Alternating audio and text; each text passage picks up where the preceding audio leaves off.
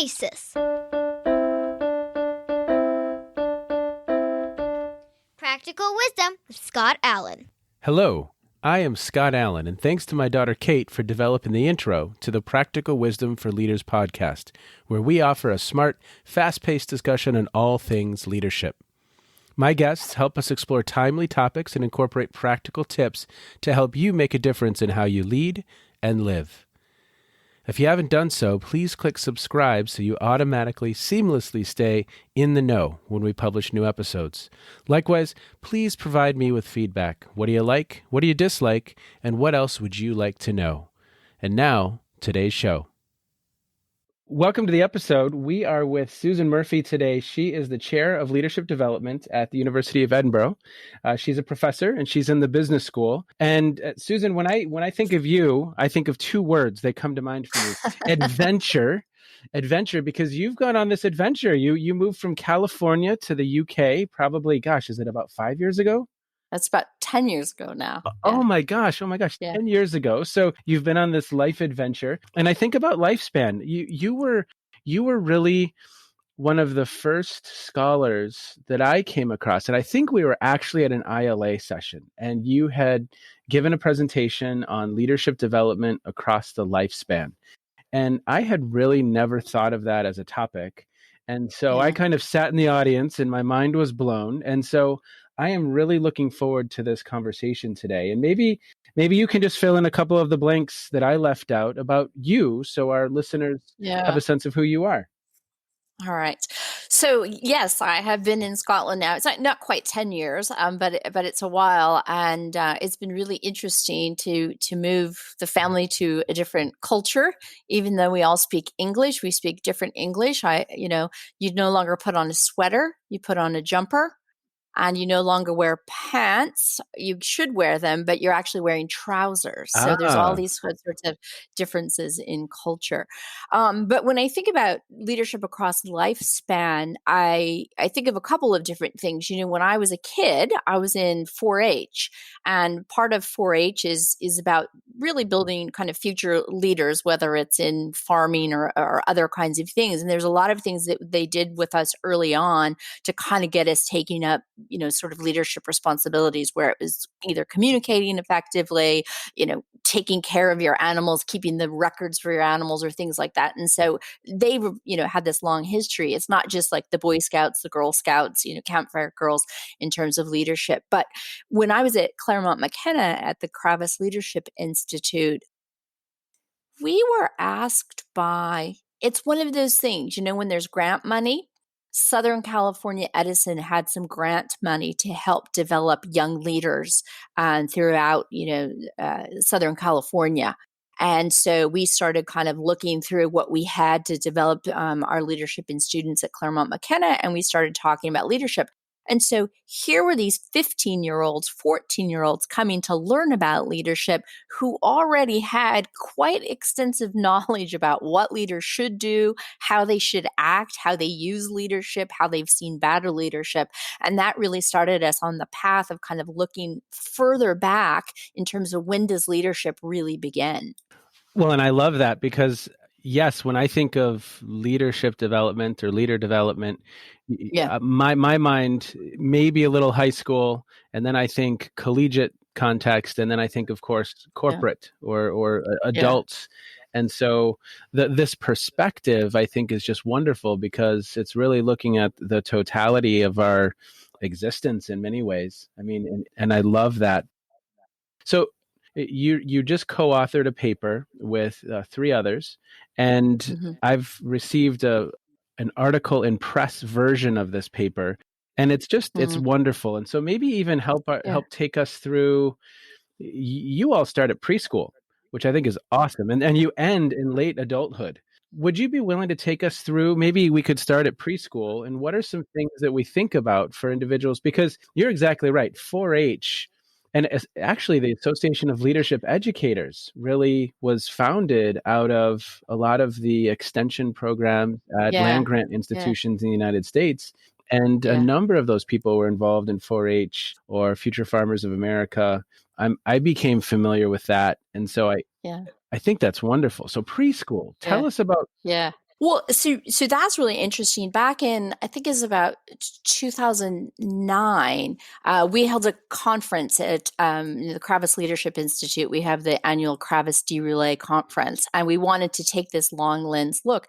And I don't even remember how we started getting people, but there was this one woman who's at a Columbia Teachers College, Susan Recchia, who talked about these studies they were doing, kind of looking at kids and influence in preschool. And so, maybe they hadn't started defining it as such, but they were talking about, the kids on the playground who decide what everyone's going to play for the day, or Yes. who's going to have what toys, or, and it's just, you kind of want to say, but you don't want to say. It's like, who are the kind of the bossy kids in the classroom who, sort of take charge, and they either emulate their teachers or they emulate their parents. And so that's where we started saying those sort of, as Drew and Cotton would talk about in their papers on this idea of taking and granting of leadership, because leadership really is a social sort of identity. You can't really be a leader on your own. I mean, you could try, but without followers, it's not really good. So with the kids there, they're all sort of trying to take the leadership role, and then how is that leadership role granted? So she was just studying kind of some of the influence techniques, kind of the old school sociometry in terms of who were the focal point children in the classroom. And part of it comes back to, some early temperament kinds of things, kids who are not shy, unfortunately, but the kids who are more outgoing, who might have early verbal skills and things like that, would be the ones you might see taking the leadership roles in preschool. And, and she even probably talked at that time, and we know Popper's work looks at the idea of secure attachment, the kids who explore, versus the kids who kind of are more uncertain about their environments and everything. So it sort of happens through play. It makes me think of my daughter. She actually did the intro for this podcast. Yeah. Ever since I can remember, she has been the young woman who gets on the playground and just tells the other kids what we're about to go and do. And it's Kate's world at that moment. And she is running around, galvanizing people and just going. And that's been fascinating to observe. It really, really has. Well, and then you all are moving on into childhood, like 6 to 12. So we have two 10-year-old girls and we have a 12-year-old.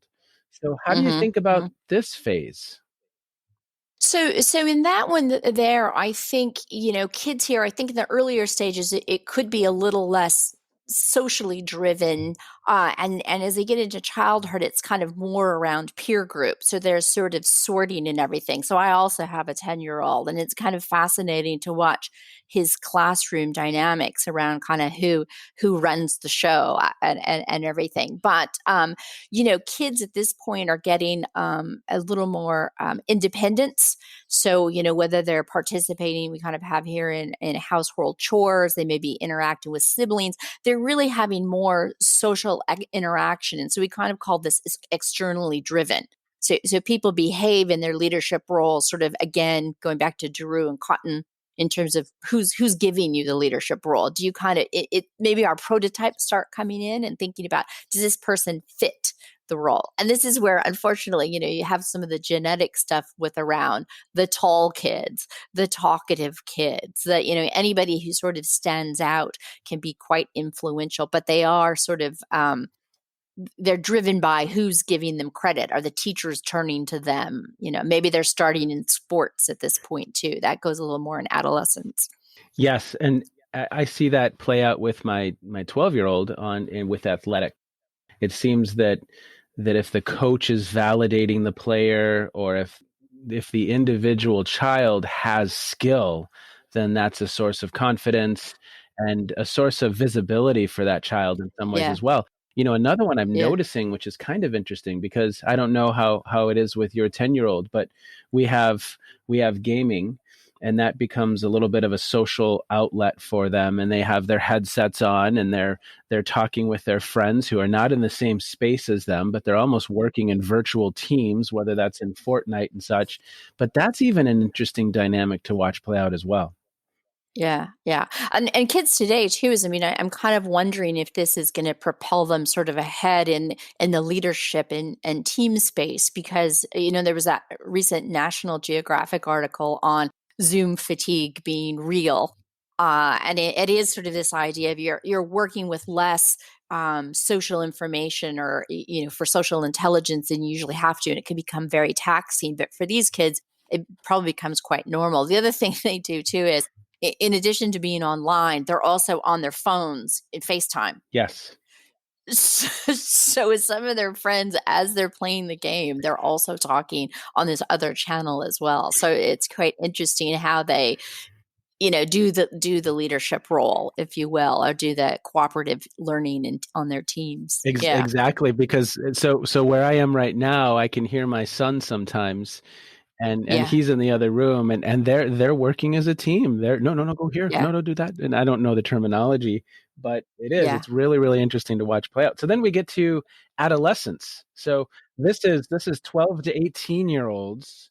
Yeah. So I want to put a plug here too, is I'm working on another paper with Nathan Eva and Kevin Lowe and Helen Sierra, I think is her name.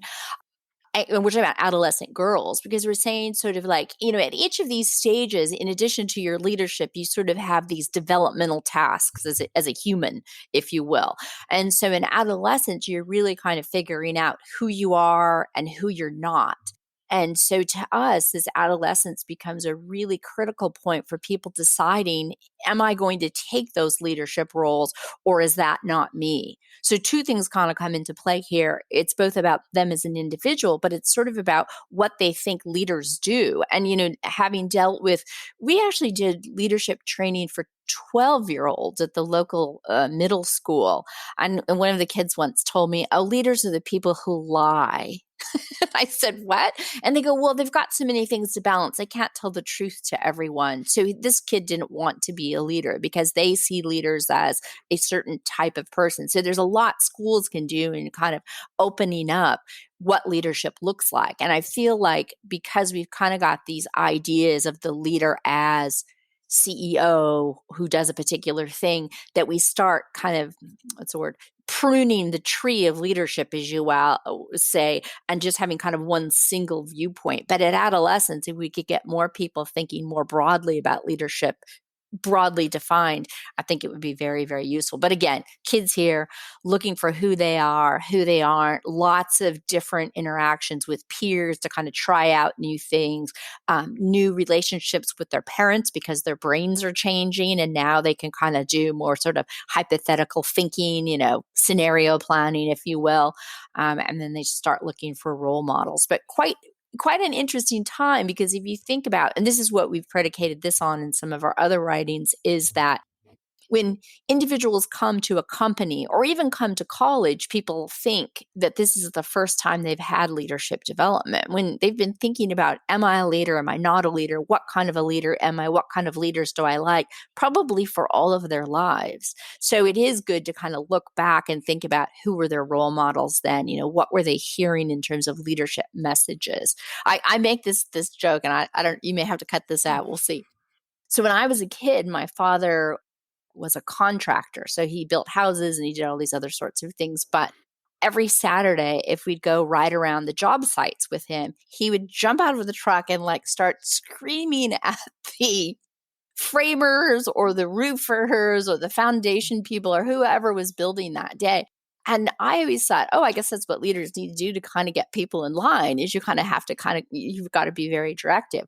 But what I didn't notice about that was it was sort of a script. He got out of the truck, he kind of ranted or raved. Then they all started joking. They probably eat some donuts, and then they talk about it. And then at the end, he'd sort of softly say, can you guys, I think you're going to be done by Wednesday. So, it was much more nuanced by that. But that was kind of some of my first views of what leaders kind of did. They were in charge. And kids can be very excited about that too, between 12 and 18 years old. But, you kind of have to catch some of the nuance. And that's why leader development at those ages can be so critical. Well, I like how you're framing that, because if my daughters now, or my son now, understands that you don't have to have a title to lead, or that you don't have to be the person in charge to influence others, or maybe I might even try and influence my teacher, or might influence the parents, or there's how they construct leadership, especially at this age. Or sometimes it's, well, they're the loudest, or they're the person who is always talking, and so they're the person in charge. And so even helping them frame that there's different types of leaders, that not all leaders have a title or a position, and that I think the framing of that, especially at that point, or even before then maybe, is critical. Because how many young children maybe don't step up because they're not constructing the role in the right way? Does that make sense? Yeah, no, that makes perfect sense. And I think too, is if you look at the model kind of closely, I mean, we this became very difficult to draw because we're trying to talk about the stages, but we're trying to tell people at the two things that we see kind of most important going on here are what we call the experience processing system and the leader self-view system. So you can kind of think about, to what degree in the experience processing. So, for example, your kid has a time when they were given a leadership role, maybe on a team or something like that. So, what does that mean to be the leader on the team? What did I just learn from that experience of that? And could I practice some of those things to do it a little bit better that time? So you can kind of imagine that in adolescence, that experience processing system is starting to kind of arise, but it's not articulated. But it could be, like we said, if there was a little bit more care given in terms of honing those skills. And then at the same time, what we call the leader self-view system, I think that comes from David Day and Lisa Dragoni, is kind of our work in whether it's your identity around leadership, it's your motivation to lead, those kinds of constructs, it's your leader efficacy. Do I feel very capable? Am I self-aware? So it's kind of the self system and the experience processing system that are kind of working together across each of these periods in the lifespan is what we've tried to articulate in the paper. Well, and I was with Kay Anders Erickson probably last week. We recorded a podcast, and his work was all around deliberate practice.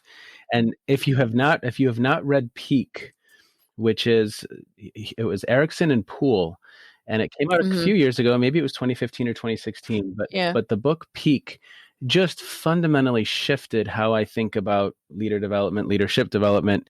And again, it was his work that really helped kind of spawn the whole deliberate practice movement. But that was a really interesting conversation with him. And I had some really fun insights about how to think about what we're trying to accomplish. Yeah. I mean, it's kind of interesting. I have not read that book, but wasn't he the person cited in the book "Talent is Overrated"? Was that Erickson? Because there's a person in there who was talking about, for example, he's made his career studying the chess champions. And so it sort of flies in the face of people, who are on the genetics bandwagon. Mm-hmm. So, in this paper, we mentioned genetics a little bit because there is sort of this genetic link between some genes, whether it's kind of dominance or some other things that then predict whether people are going to take on later leadership. But I sort of liken it to Olympic athletes, and maybe I got this from, talent is overrated. You take Olympic athletes and they don't just come to the Olympics with no practice. No. They don't, but, sure, they might have the genes, they might have the mechanics in their build, but they still have to practice and they still have to, leverage their skill sets. So you're going to have a whole different group of people coming into businesses is what I always argue it. And maybe they don't have the leadership gene, or maybe they have the leadership gene, but they don't have the gene to kind of learn from the experiences they have and everything. But I always thought, his piece about, I think it was these two girls, because there was always this idea that chess had to be boys and it was tied to some gene. And it was like these girls became, chess masters, and it was kind of interesting. Yeah. So that's what we're trying to bring in too, is the practice, because the issue really is you can't select a genetically superior group of leaders. That's not who you get in organizations. You get a whole range of people, and you got to say, how are we going to meet them where they are to give them experiences, like you say, and the deliberate practice they need to really become effective.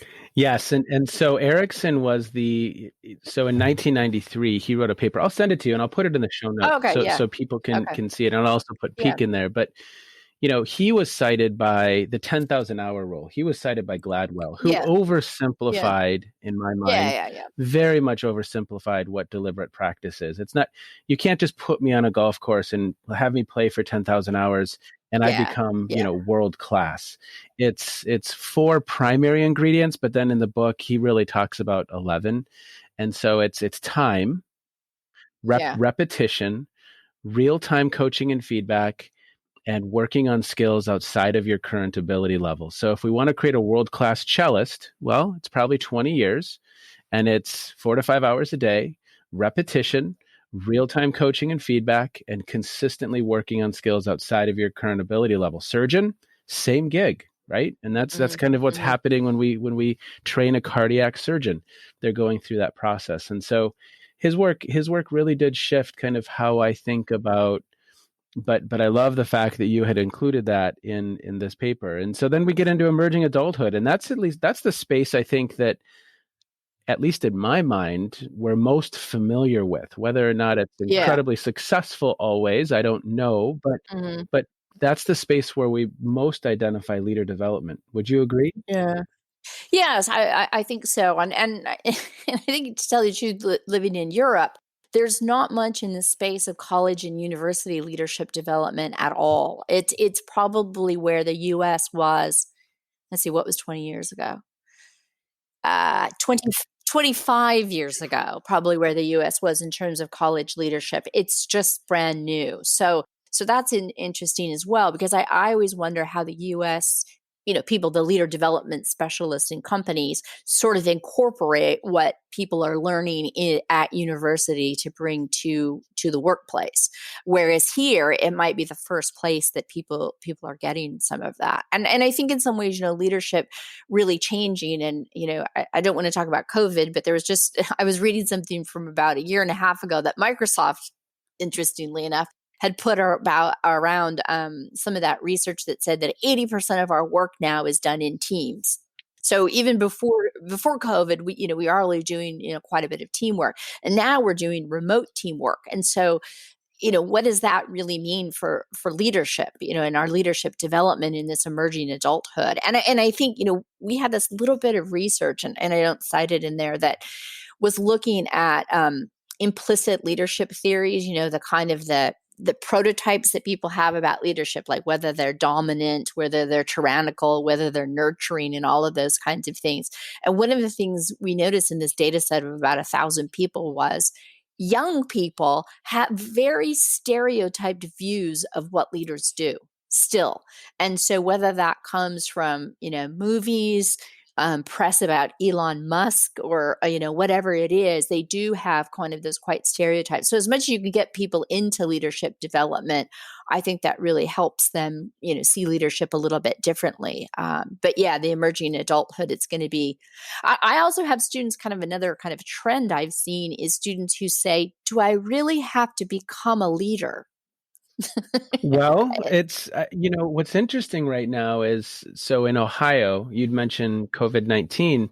In Ohio, when you look at the governor, who by many, many accounts has done a nice measured job of helping protect his constituents, and the director of Department of Health, Dr. Amy Acton, has done a nice job of helping protect our citizens.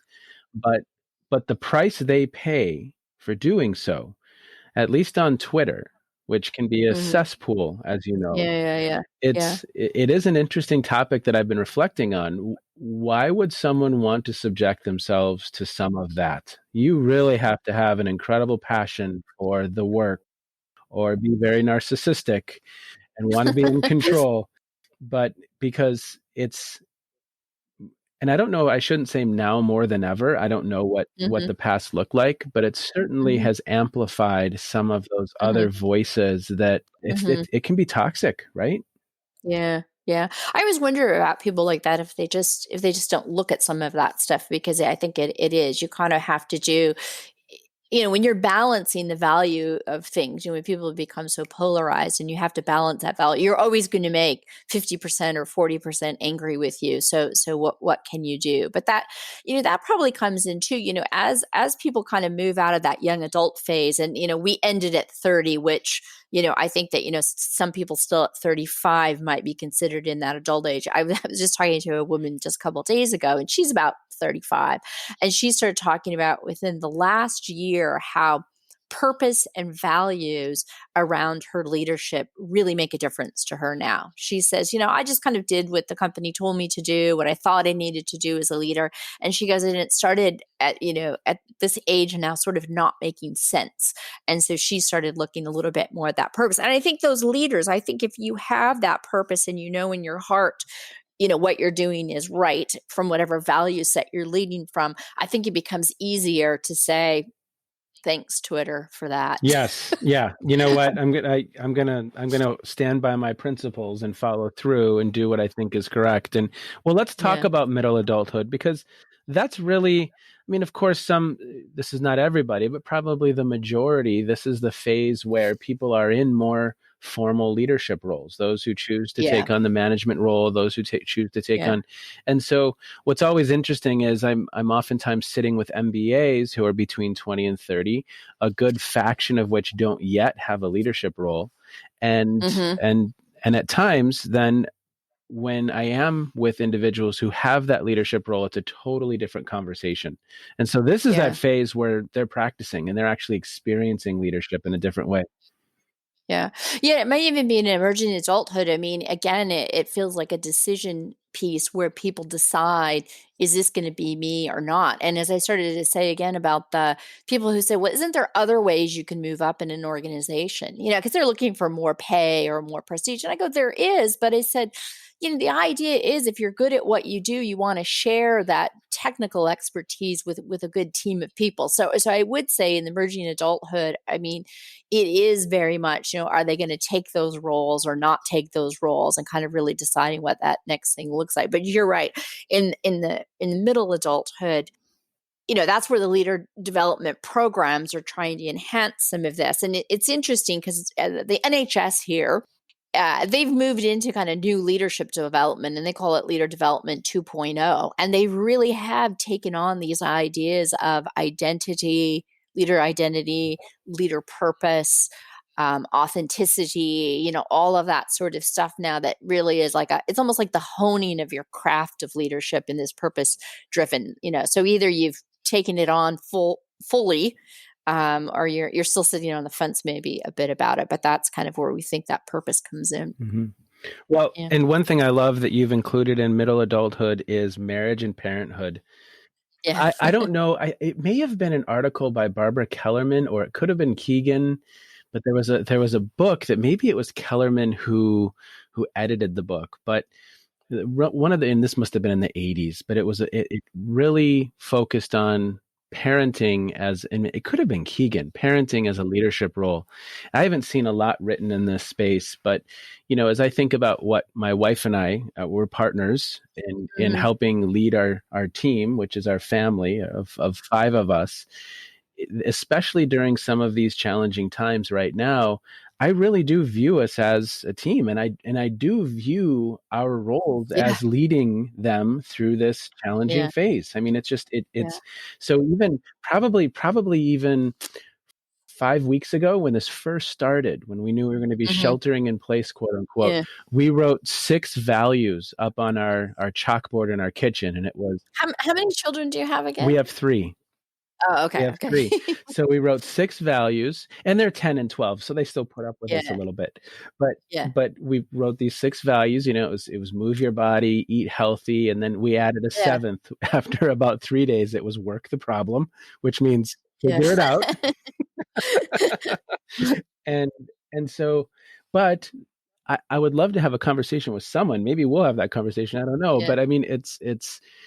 We're leading. Yeah. It's funny because, when we also did that work with the 12-year-olds at the middle school, one of the things that they talked about was their moms were the leaders that they saw. And they would explain it because, keeps everybody moving in the right direction. Everybody's safe. They know what they need to do. They have the responsibilities, and some of these came from like single parent homes. And so they really did have to rely on their mom exclusively in that. But yeah, that is funny that you're talking about it. I think a lot of people have felt like they've kind of gone back into their families as sort of this thing. We didn't have a list like you did, but we absolutely talked about kind of the priorities, which was like kind of eating healthy, getting some exercise, working together as a team. We even as kind of a group decided maybe the things like 2 months ago that we would have maybe had a row about, we're just like, no, we're either going to bring it out or we're not going to, because we're going to try to be our best selves because we're kind of stuck here and everything. But it is a leadership sort of team, and people have roles and responsibilities. But yeah, it's important at these times. But yeah, kids learn a lot about what leadership is, I think, at that point, for sure. Oh yeah, communication, negotiation, influence. Yeah. I mean, Yeah. team. Yeah. There's if you approach the role of parent with that mindset that it's a leadership opportunity, and we're essentially Yeah. kind of creating a team, Yeah. that's doing the dishes, that's everyone cleaning the house, Yeah. that's all of us Yeah. kind of making this thing work. And so tell us a little bit about late adulthood. This is past 60 years. Yeah, so we were kind of looking at that, kind of thinking about how, we've got people working so much longer than usual.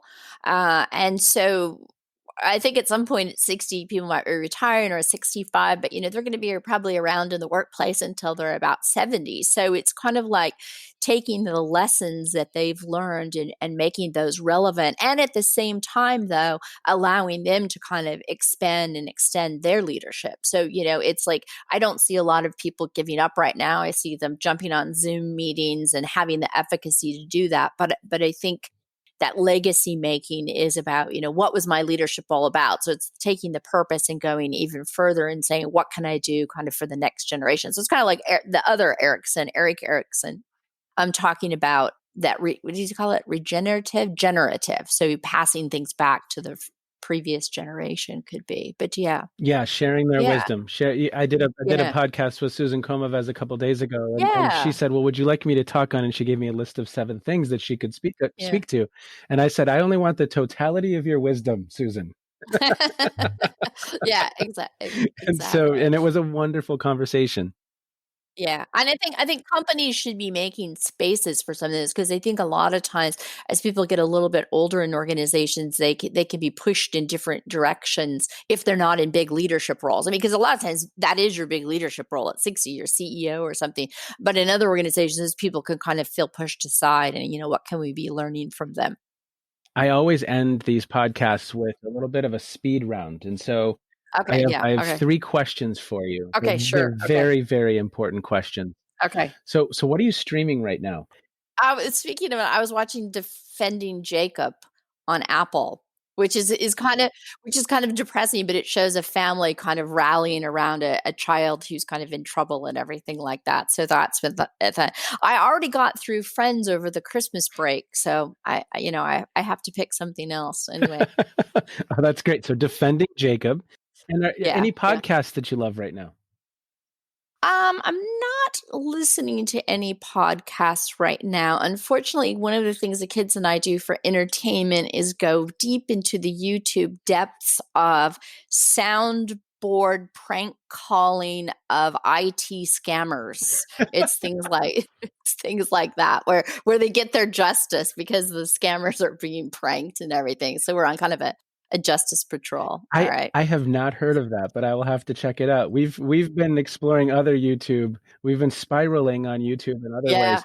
My son right now is watching TV news bloopers, so I will stumble in upon that sometimes, which is hilarious. Anything you're reading?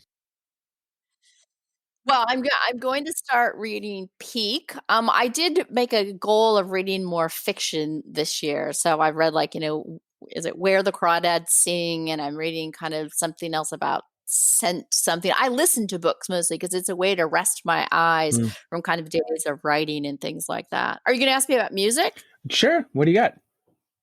I'm obsessed with Harry Styles. Oh, Harry Styles of One Direction fame yes. has a new album out kind of the end of December. He is such an old soul. It's kind of a little bit of Fleetwood Mac mixed with, other things. So anytime I can plug Harry Styles, I'm there. Well, Yeah. and you're in the right country for that. Yeah, exactly. Yeah. British. Yeah. So anyway. Well, Susan, I really have enjoyed our conversation. Thank you so much. And I Good. know that our listeners, Yeah. it's going to broaden their perspective. And again, when I think about you, I think of adventure and your adventurous soul of going across the Atlantic and taking on a new adventure. And then also just your work that really helps us think about the lifespan as it relates to leadership development. So thank you so much for being with us. We appreciate it. All right. Be well and take care. All right. Thank you.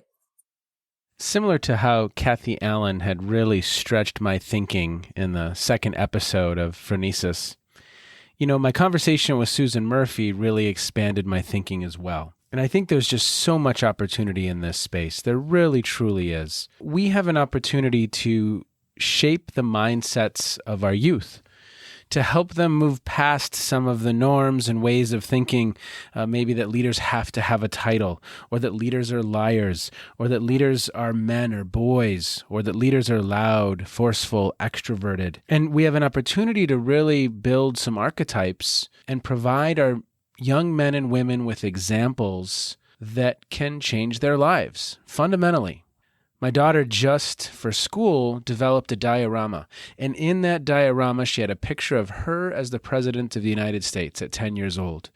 If she's constructing in her mind that she could be president someday, I believe that's transformational. I don't know that was a norm 30 years ago. 40 years ago. My mind is also going back to some previous conversations I've had in this podcast. Susan said something kind of interesting, that she feels that maybe the UK or Europe are where we were in the United States 20, 25 years ago when it comes to developing leaders at that collegiate level. And I think that's potentially provides them with some opportunity. They could leapfrog and really learn from some of where maybe we haven't hit the mark.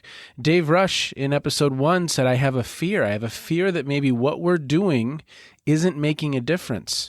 I believe in the UK and elsewhere, there's an opportunity to build that in to the system from the very, very beginning. I also think there's an opportunity to really build what John Wergen in episode 3 called deep learning. And do we provide learning contexts that really truly facilitate deep learning to occur? And finally, I think about my conversation with Susan Comavez. We have an opportunity to really scaffold some content and a curriculum at many different developmental levels and stages, whether that's 2 years old to 65, 70, 75, 80 years old. And for me, that's an incredible opportunity to do some incredible work to truly make a difference in the lives of men and women. As always, thanks for checking in. I appreciate it. I hope you're well, and take care. You have been listening to the Practical Wisdom for Leaders podcast. If you liked what you heard, please share it with others and let them know what we're up to. And one last quick reminder to click subscribe so you know when we publish new episodes. And of course, we'd love to hear your feedback.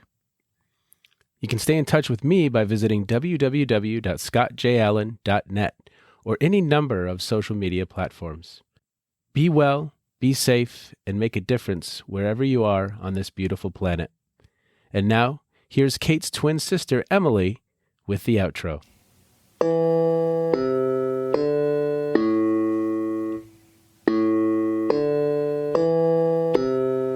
You've been listening to Phronesis, Practical Wisdom with Scott Allen.